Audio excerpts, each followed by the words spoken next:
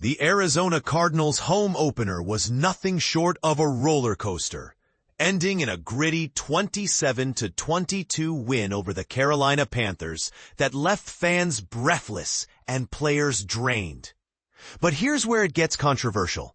Despite building a commanding 24-point lead, the Cardinals struggled to close out the game, raising serious questions about their ability to finish strong under pressure. Calais Campbell, returning to the Cardinals after 8 years away, was the undeniable hero of the night. Still dripping with sweat after the game, the veteran defensive lineman sealed the victory by sacking Panthers quarterback Bryce Young on a critical 4th and 15 play. "I'm tired as expletive," the 39-year-old said with a grin, clearly worn out but thrilled by the win.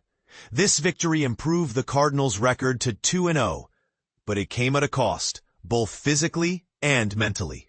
The team's inability to put the Panthers away earlier mirrored their struggles from the previous week, a pattern that could spell trouble if not addressed.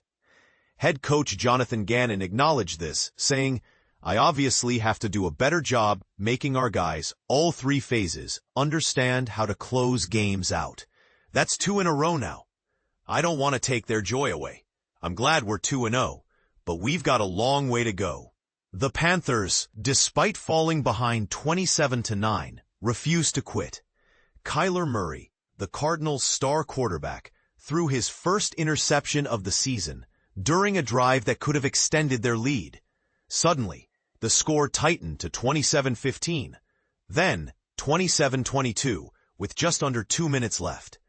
To make matters worse, Garrett Williams, one of the Cardinals' top 3 cornerbacks, left the game injured, joining 2 others who had already exited earlier. The drama intensified when the Panthers recovered an onside kick just 51 yards from the end zone, sending fans into a frenzy of anxiety.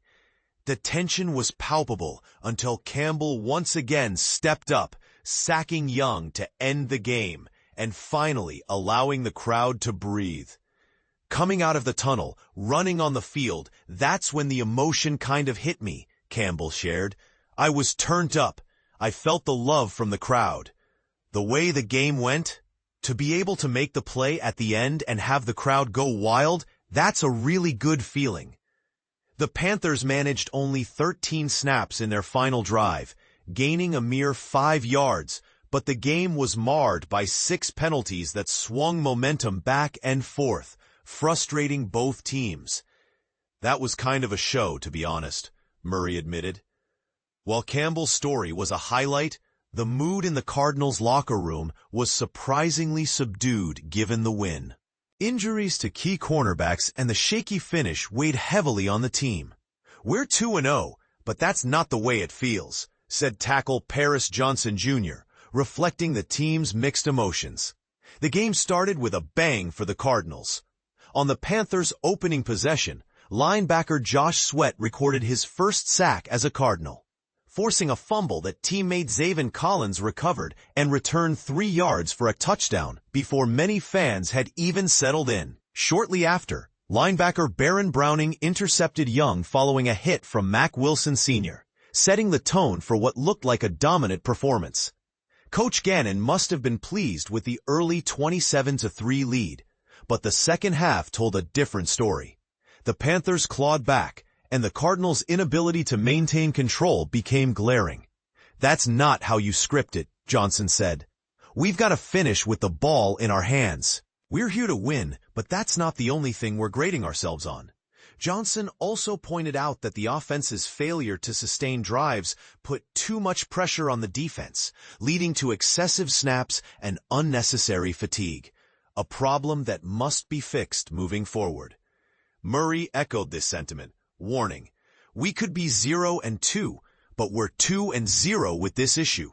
I don't want to make it a thing, but at the same time, we have to finish games. That's the bottom line. So it didn't bite us in the ass today. It didn't bite us in the ass last week, but you keep playing around, you'll get bit. We have to be better." The turning point came late in the first half. With the Cardinals leading 13-3, A 29-yard punt return set up a touchdown drive capped by an 11-yard catch from Michael Wilson with just 4 seconds left before halftime. The momentum carried into the second half, where a 2-yard touchdown run by James Conner extended the lead to a daunting 27-3. That cushion proved crucial in the nail-biting final minutes. Standout performances included Campbell's dominant defensive presence and Browning's solid play. The Cardinals also showed significant improvement against the Panthers' rushing attack, limiting them to just 49 yards, a stark contrast to last season when Carolina's ground game tore through Arizona's defense. Tight end Trey McBride was another bright spot, leading the team with 6 receptions for 78 yards, showcasing his reliability when targeted. However, the game came with a heavy injury toll. Cornerback Max Melton suffered a right knee injury chasing down a 40-yard reception by Panthers receiver Tateroa McMillan in the first half and was carted off, unable to return. Garrett Williams also left with a knee injury after colliding with safety Budda Baker during the Panthers' final touchdown drive. To make matters worse, Will Johnson, the third of the Cardinals' top cornerbacks, exited in the fourth quarter with a groin injury, leaving the secondary dangerously depleted.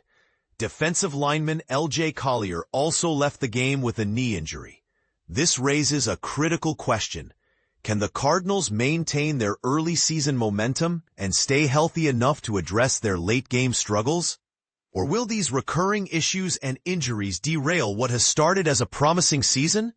What do you think? Are the Cardinals a team on the rise, or are these warning signs too significant to ignore?